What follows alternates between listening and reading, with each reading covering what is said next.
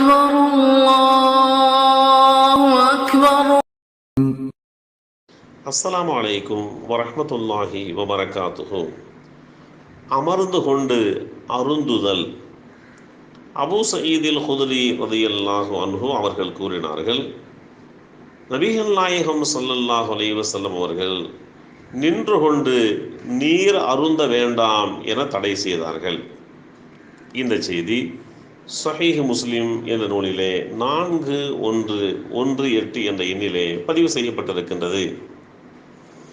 அலி ரலியல்லாஹு அன்ஹு அவர்களிடம் தண்ணீர் கொண்டு வரப்பட்டது.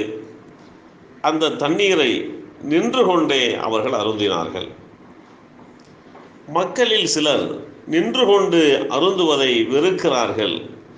ஆனால் நான் செய்வதை நீங்கள் பார்ப்பதை போன்றே நபிகள் நாயகம் ஸல்லல்லாஹு அலைஹி வஸல்லம் அவர்கள் செய்ததை நான் பார்த்தேன் என்று கூறிய இந்த செய்தி ஸஹீஹுல் புகாரி என்ற நூலிலே 5615 என்ற எண்ணிலே பதிவு செய்யப்பட்டிருக்கிறது.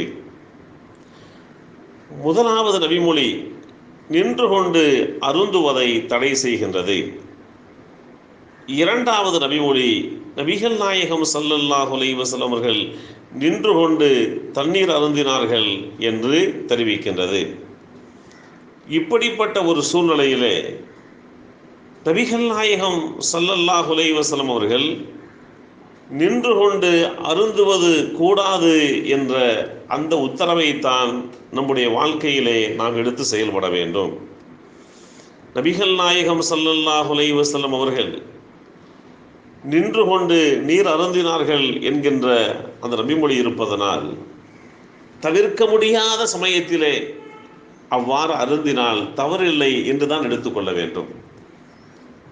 அல்லாஹ்வுடைய தூதர் ஸல்லல்லாஹு அலைஹி வஸல்லம் அவர்கள் தவிர்க்க முடியாத கட்டங்களிலே இவ்வாறு குடித்திருக்கின்றார்கள் என்பதை புரிந்து கொண்டு இது ஒரு இடைக்காலத்திலே ஒரு நிர்பந்தமான ஒரு சூழ்நிலையிலே நடைபெற்ற ஒன்றாகத்தான் எடுத்துக்கொள்ள வேண்டும் தவிர இதையே நம்முடைய நெறிமுறையாக எடுத்துக்கொள்ள